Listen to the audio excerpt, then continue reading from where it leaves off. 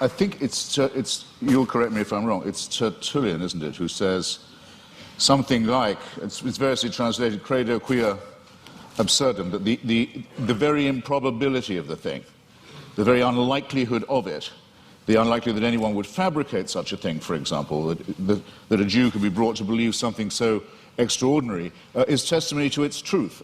I'm sure there can't be anyone who doesn't think that's a little too easy, a little too facile. I myself, for example, have followed the career of a woman known vulgarly in the media as Mother Teresa, an Albanian named Agnes Bojashu, a Catholic fanatic operating in the greater Calcutta area.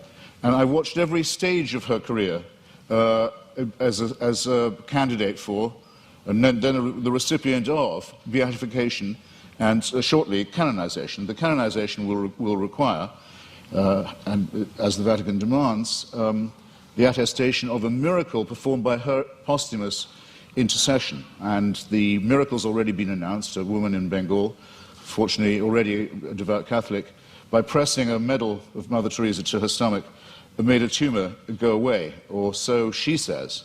All the witnesses to this have since recanted.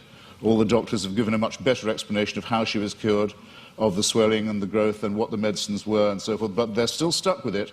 They have to go ahead with this process because, which will lead to countless untold suffering in India, because it will appear to license the bogus charlatanry of shaman medicine and intercessory medicine rather than the real thing. All of this will have to be gone through, this awful display, in the name of faith. And I just happen to have watched it at every stage, and I can tell you, it's depressingly easy to get a religious rumor started. You can count on an enormous amount of pre-existing credulity among illiterate, frightened, ill-educated populations. There isn't a literate, written down, properly attested witness of any real sort in the Gospels. It is, and you may as well admit it and stick to it because it's what you're good at, it involves an act of faith. Second, on the matter of my moral question, yes, it's true that Doug Wilson said that tithing was something I couldn't do, but then, I'm not moving the goalposts here,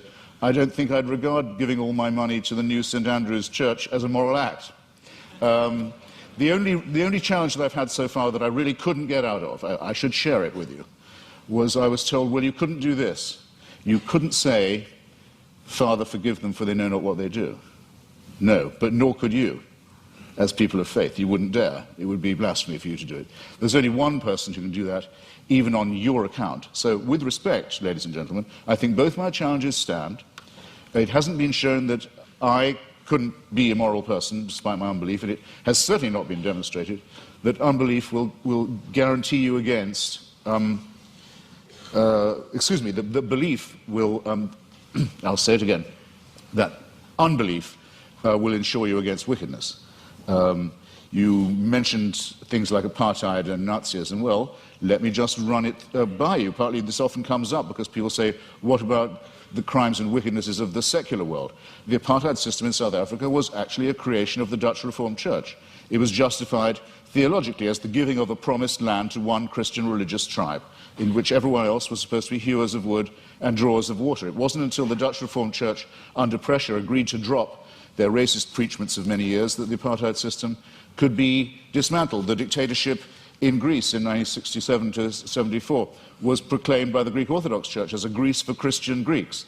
The Russian Orthodox Church at present, maybe this is one of the churches you don't recognize as Christian, I don't know, but it's currently become the bodyguard of the Vladimir Putin dictatorship in Russia. They are now producing, the Russian Orthodox Church, actual icons with halos around them of Joseph Stalin for distribution to extreme Russian nationalists and chauvinists for whom the church has become the spiritual sword and buckler.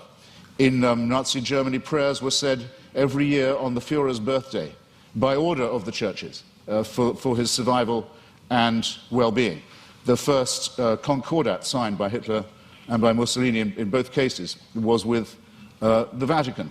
If you take out the word fascist from any account of the 1920s and 30s, any reputable historical account, and you insert the words Christian right wing or actually Catholic right wing, you don't have to change a word of the rest of the sentence. And the third member of the Axis the Japanese empire was led by someone who actually claimed he was himself a god, and to whom everyone in Japan was a serf, and had to admit his godhead and divinity. And it was said to all of them, where would we know without the emperor? How would we know what to do? How would we know what a right action was? Without him, there would be screwing in the streets. There would be chaos. No one would know their bearings. Without our God, we would be rudderless. Many Japanese people, in fact, it's pitiful to report, still actually believe that. Now, I want to say, in other words, that religion is the outcome of unresolved contradictions in the material world. That if you make the assumption that it's man-made, then very few things are mysterious to you. If you make the assumption that religion is man-made, then you would know why, it would be obvious to you why, there are so many religions.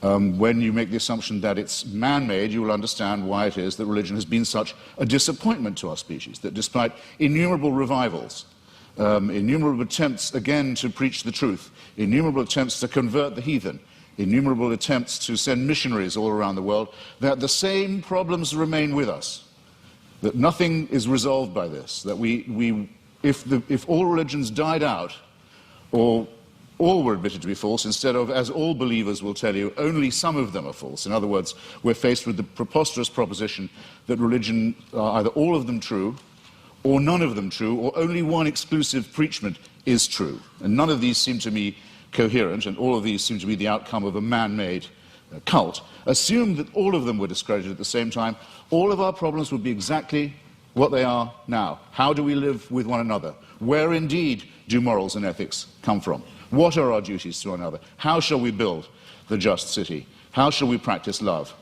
How shall we deal with the baser, what Darwin called the lowly stamp of our original origins, which comes not from a pact with the devil or an original sin, but from our evolution as well? All these questions, ladies and gentlemen, would remain exactly the same. Emancipate yourself from the idea of a celestial dictatorship, and you've taken the first step to becoming free. Thank you.